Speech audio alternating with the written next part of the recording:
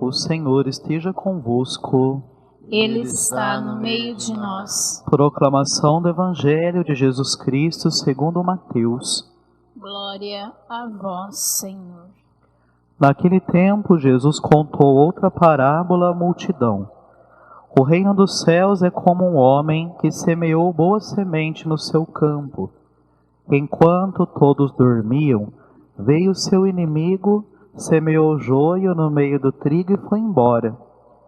Quando o trigo cresceu e as espigas começaram a se formar, apareceu também o joio. Os empregados foram procurar o dono e lhe disseram: Senhor, não semeaste boa semente no teu campo? De onde veio então o joio? O dono respondeu: Foi algum inimigo que fez isso. Os empregados lhe perguntaram: Queres que vamos arrancar o joio? O dono respondeu: Não. Pode acontecer que arrancando o joio, arranqueis também o trigo. Deixai crescer um e outro até a colheita. E no tempo da colheita direi aos que cortam o trigo: Arrancai primeiro o joio e amarrai-o em feixes para ser queimado. Recolhei, porém, o trigo no meu celeiro. Jesus contou-lhes outra parábola. O reino dos céus é como uma semente de mostarda que um homem pega e semeia no seu campo. Embora ela seja a menor de todas as sementes, quando cresce, fica maior do que as outras plantas e torna-se uma árvore, de modo que os pássaros vêm e fazem ninhos em seus ramos. Jesus contou-lhes ainda uma outra parábola. O reino dos céus é como o fermento que uma mulher pega e mistura com 3 porções de farinha, até que tudo fique fermentado. Tudo isso Jesus falava em parábolas às multidões, nada lhes falava sem usar parábolas, para se cumprir o que foi dito pelo profeta: Abrirei a boca para falar em parábolas, vou proclamar coisas escondidas desde a criação do mundo. Então Jesus deixou as multidões e foi para casa.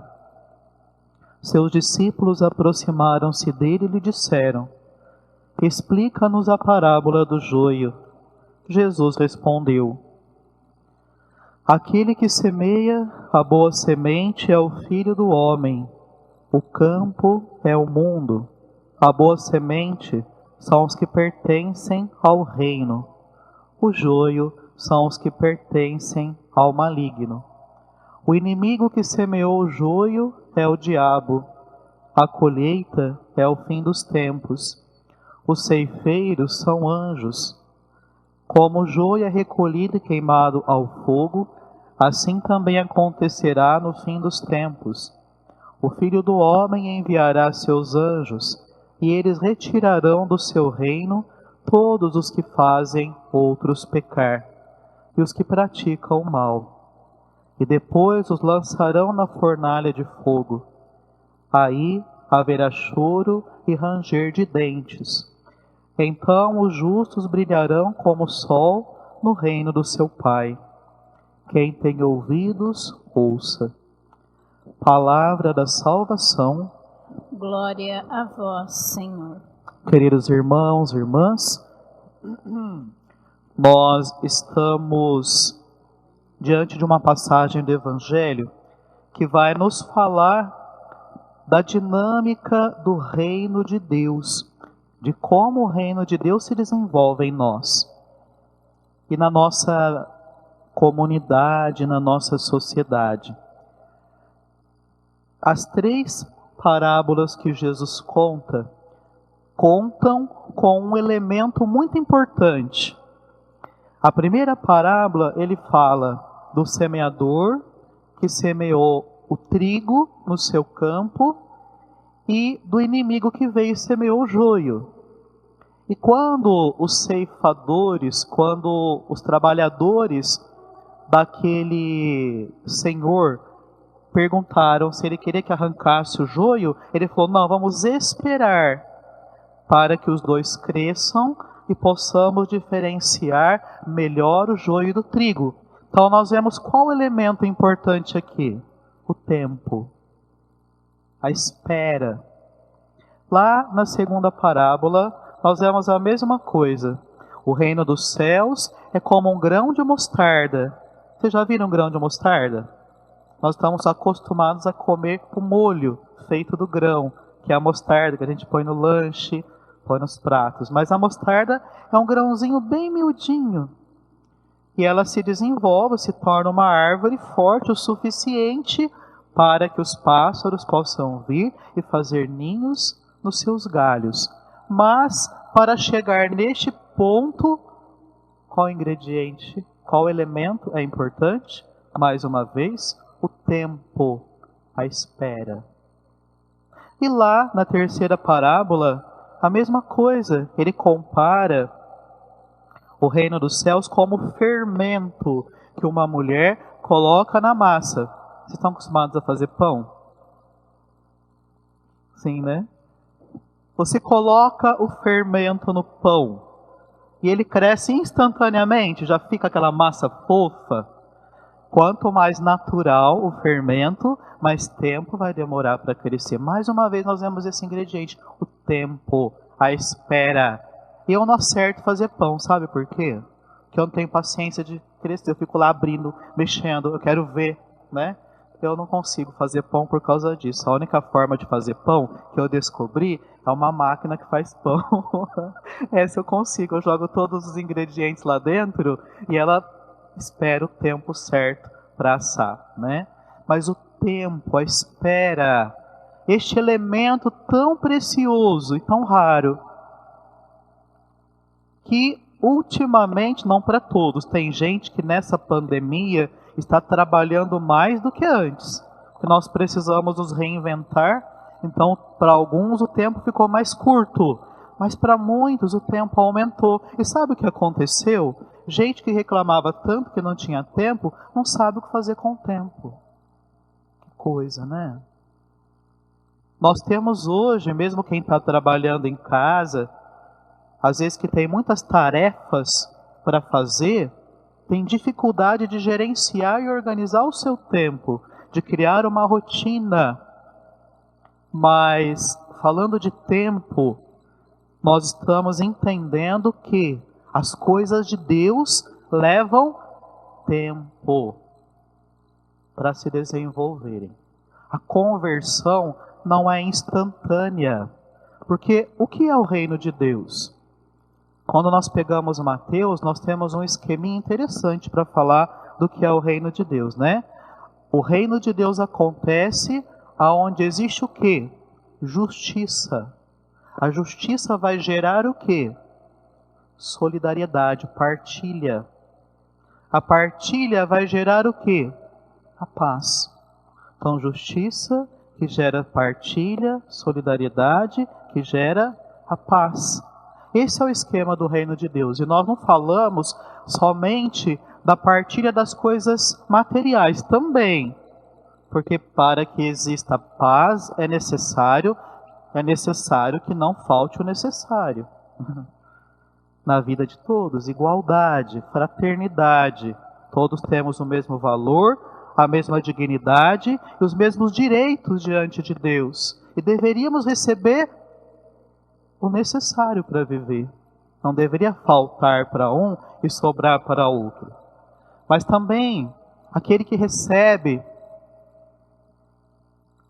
entende e encontra o sentido da vida. A solidariedade que gera comunidade, que gera família, que gera uma família que se ama e que se cuida e se fortalece. Então, onde há justiça, em que os bens terrestres e os bens celestes são distribuídos e vividos igualmente. Isso gera paz. Isso é o céu, não é? Isso é o céu. Em plenitude é o céu. Mas nós já devemos experimentá-lo aqui na terra. Então, onde há esse esquema, esqueci de uma coisa importante. Antes da justiça veio o quê? amor. Amor que gera justiça. O amor verdadeiro, o amor de Cristo é que gera justiça verdadeira. Amor que gera justiça, que é a igualdade, solidariedade, que gera partilha, que gera paz. Para que isso aconteça é necessário conversão, é necessário tempo, espera, é necessário autoconhecimento, é necessária a vida de comunidade, assiduidade na oração, na leitura orante da palavra. Nós levamos quanto tempo para a nossa conversão? Uma vida, né? O tempo que teve que esperar para que o joio e o trigo crescessem, o tempo que se teve que esperar para que a semente de mostarda crescesse, o tempo que se teve que esperar para que a massa fermentasse, para nós vai demorar uma vida. E a nossa vida vai ser feita de escolhas. É interessante que apesar de muita gente se comportar como joio, Jesus consegue fazer um milagre na nossa vida para que nós possamos nos comportar como trigo. Pode haver essa mudança. Tem tanta gente que se comporta como joio em alguns momentos da sua vida e depois aprende e se comporta como trigo, e tem aqueles que viram do avesso, né? Que se comportam como trigo a vida inteira, chega num momento parece que desanda. Não sei o que acontece. E a palavra fala: nós não seremos condenados pelo mal que praticamos, nós poderemos ser salvos pelo bem que fazemos. O importante é o hoje. Ser joio ou ser trigo hoje. A palavra fala: nós não seremos salvos pelo bem que fizemos se estivermos praticando o mal hoje.